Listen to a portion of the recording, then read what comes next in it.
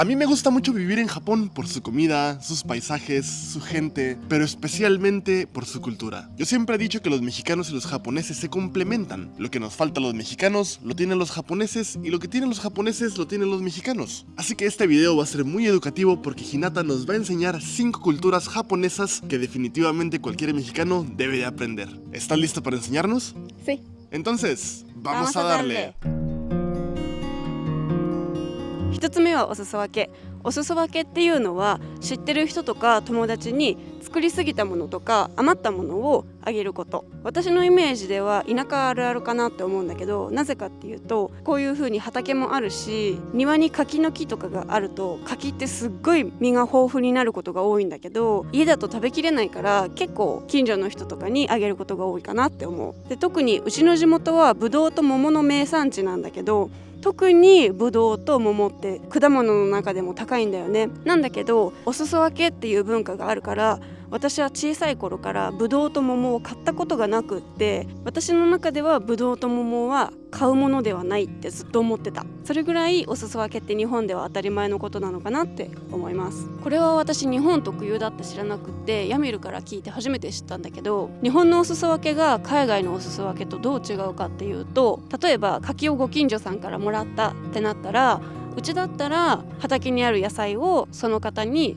そのうちお返しするかなって思います。そういう風にもらってまたお返ししてもらってお返ししてみたいな、そういうやり取りが頻繁にあるから、ご近所さん同士でそういうコミュニティができてると思います。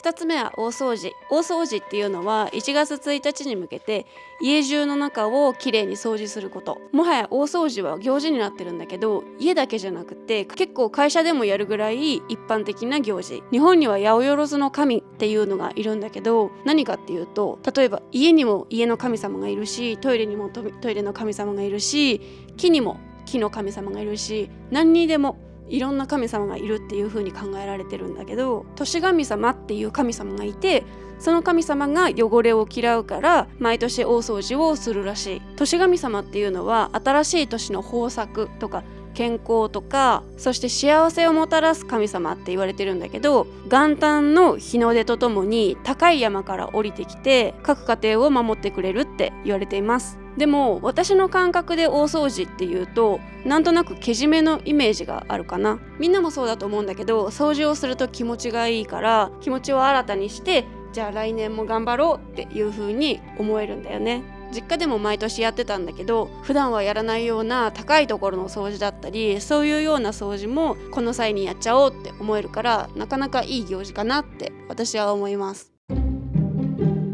3つ目はいただきますとごちそうさまについて。いただきますは食べる前、ごちそうさまは食べ終わった後に言う言葉。意味は食材そのものに対してだったり、食材を作ってくれた人、それから食材を運搬した人とか料理を作った人とか、あらゆる存在への感謝の言葉なんだって。ちなみに日本語のありがとうの語源なんだけど、あるのが難しい、つまり貴重とか大切っていう意味があるんだって。これは私の解釈なんだけど、つまりいただきますっていうのは食べ物を無駄にしないとか、食べ物を無駄に消費しないとか、全ての食べ物は神様からのプレゼントみたいな意味が込められてるのかなって思います。ただ今の日本の社会を見ると、これは私の感想なんだけど、いただきますって毎回言っておきながら、例えば食べ放題で無駄にたくさん消費したり、実際日本の食品ロスってものすごい量なんだって。でも私も食べ放題は好きだし、私を含めて改めてこういう考え方を私たちは勉強しないといけないのかなって思います。4つ目は恩返し。恩返しっていうのは誰かから受けた親切とか感謝の気持ちを込めて何らかの形でお返しすること。もちろんいろんな形の恩返しの仕方はあるんだけど、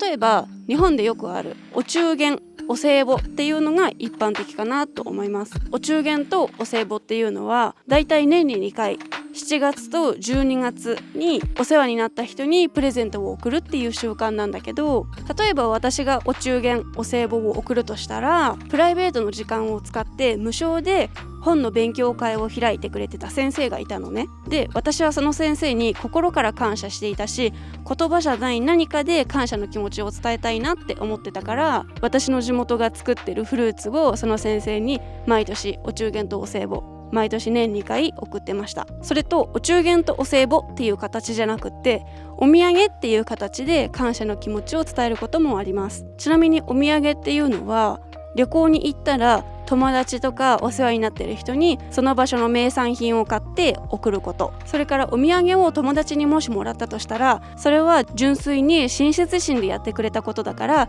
次自分がどこかに旅行に行った時に同じようにお土産を買って友達に送って返します。あと私は物以外の形でも恩返しができるかなって思います。例えば在学当時に自分のことをすっごい気にかけてくれて、いろんなことを教わってすごく心から尊敬している先生が私にはいるんだけど、卒業してしばらく経って今自分はこんなことをしてますよとか、先生にこんなことを教えていただいたから今自分はこんなことができてますとか、自分なりではあるけれどこういうふうに社会的に意義のあることを今やってますよとかっていうことを報告するだけでも恩返しができるかなって思います。5つ目は謙遜。謙遜っていうのは自己評価が低いこととか傲慢ではないこと。例えばなんだけど、料理が上手だねって言われた時に、いやーそんなことないよってこう返すのが謙遜。でもこれは私のイメージなんだけど、実際に自分は料理が全然上手じゃないって思ってるんじゃなくって、自分は他の人から褒めてもらえるぐらいの料理は作れる、でも自分の上にはもっともっと上がいるっていう風な気持ちで、自分にはまだまだ伸びしろがあるし頑張ろう、もっと頑張ろうっていう風に、そんなことないよって言ってるのかなって思います。つまり自分についてある程度正確な評価はしつつも、でも自分の評価は低いみたいな、ちょっと矛盾してるかもしれないんだけど、そういう気持ちが謙遜なのかなって私は思います。ちなみにこれはちょっとトリッキーかもしれないんだけど、日本では謙遜が標準なんだよね。だからプロでもないのに自分は料理が上手ってみんなに言ってしまうと、周りの人たちはこの人はプロ並みに料理が上手なんだなって思わせちゃう可能性もあると思う。だからもし日本人の輪に馴染みたいのであれば、自分の中ではそう思わなくてもちろんいいんだけど、話の中では自己評価を下げておいた方がもしかしたら無難かもしれない。それについて実は面白いエピソードがあるんだけど、日本に来るほとんどの外国人は日本語喋れないんじゃない？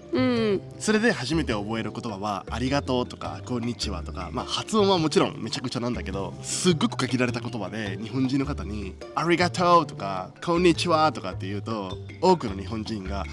日本語上手ですねって言ってくれるの。その時に外国人の方はありがとうとかははいっぱい勉強しましたよとかって言うと、日本人の方がそうなんだってすごいねって言ってくれるんだけど、その言葉を受け入れるのではなくて、いやいやそんなことないですよ、まだまだですよって言うと、日本人が